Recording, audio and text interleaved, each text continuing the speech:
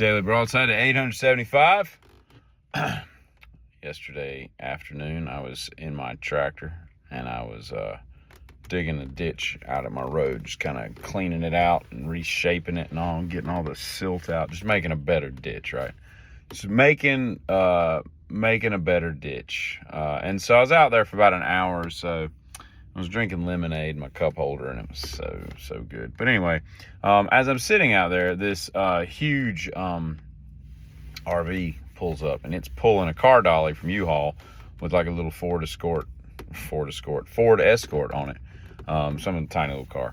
And this lady pulls up, a cigarette in her mouth, and so I cut my tractor off. I'm like, "Yes, ma'am." She's like, "Is there any way down here that I can turn around?" Now, I live down a dead-end road in the country, and it's probably like another quarter mile to the end of the road, and there's nowhere to turn around without just driving through somebody's yard or field or whatever. So I told her, I'm like, "No, not with that thing for sure." I was like, you're kind of screwed up. I said, "You can't, you got a dolly, you can't back up." You can't back up a car dolly because the car will start tracking differently, and it'll be all jacked up.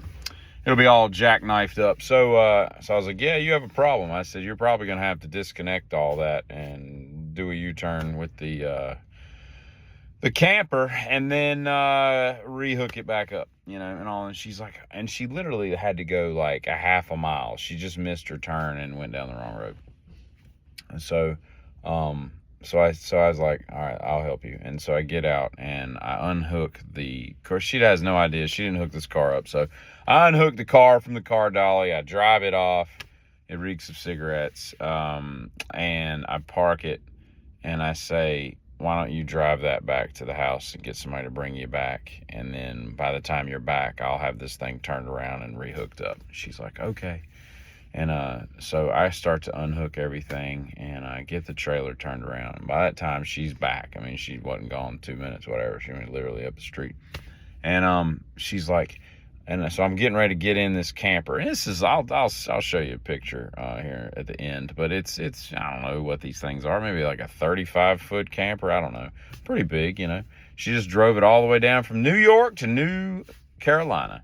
And so I get in this thing and I drive it up the road a little bit and I turn it around and I pull it up. But before I get into it, she's like, "My dog's in there." And she had been holding a Chihuahua while she was smoking when she pulled up, And I had a Chihuahua when I was a kid, so I know the kind of ornery disposition that these little beasts can have. And so I was like, all right. So I made myself small and opened the door, and it was sitting in the front seat that I needed to be in so that I could command control of this contraption. And I go and I put my hand out so it can sniff it and be cool with me, and just chews up my finger. Just chews it up. A good like 3 or 4 times down to the bone. The little bastard's teeth just sunk right into my hand. Now I'm bleeding profusely over the towel that is covering her captain's chair, thankfully, because it was like tan interior, and I would have just stained it with my white blood cells. And so the little dog, and I'm holding this, and so I'm having to drive, and I have to like shift the dumb thing with my offhand so I don't bleed all everything. And she's like, "Oh, I'm sorry about that." I said, "No worries." I said, it's we all hate Chihuahuas and all that. And she didn't laugh. But anyway, so I get her turned around, I hook up the trailer, and she's off on her way. So then I get back to on my tractor. I'm doing what I'm doing, and a buddy comes by and he's like, "Hey, I got this dirt bike." He calls me. He says, I got this dirt bike. Can you take a look at it? I can't get it to do. It's just running rough and blah, blah, blah.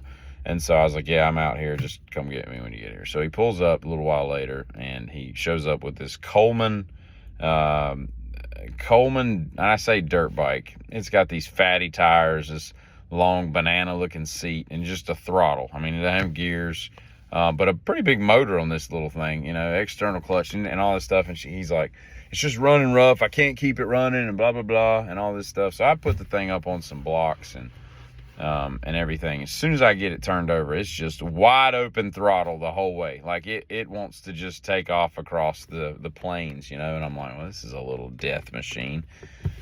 And so I get it tuned. I like tune the throttle and the cables and everything, get it all adjusted to where it'll actually run and I go to get on it, and it's my fault. I should have checked to see if it had brakes. It did not, okay? And I just barely blip the throttle, and it takes off across a gravel driveway. I go to brake it, and I was like, I had to bail. I was like, this thing ain't stopping. I'm off the throttle, and I've got the brake just all the way down. It's doing nothing. So I was like, I'm out, and I just skipped out the back, and I tore my knee all to pieces. You probably can't see it, but I got road rash, all the gravel all up my legs and everything. So I'm done helping people this weekend. I'm done helping anybody. There's a blue hair old lady needs her car tire changed in the rain on the way home. Her hair's just gonna be blowing in the wind as I blow by her at 70 miles an hour. But anyway, on the bright side, I woke up this morning at like 6 o'clock, and I realized very, very quickly I started humming a march. And I was just making up marches. And I'm like, John Philip Sousa can eat a bag of diseased dicks, because writing marches, I just have this innate gift to be able to write a march. There's nothing to it. I wrote like an entire orchestra piece, like all the brass, the woodwinds, everything in my head was just constructed. I was like Amadeus Mozart. Which one was the blind one? Beethoven was blind. One of them was blind. One of them couldn't taste. I don't know what it was. They all had their senses screwed up. That's how they could make that beautiful music.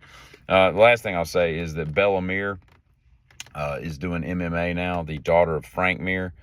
And I think it's apropos, although she doesn't do MMA, she just like throws heavy stuff, that Brock Lesnar's daughter, they're both facsimiles of their fathers, that they eventually get together and fight, because that would just make a lot of sense. You know what I mean?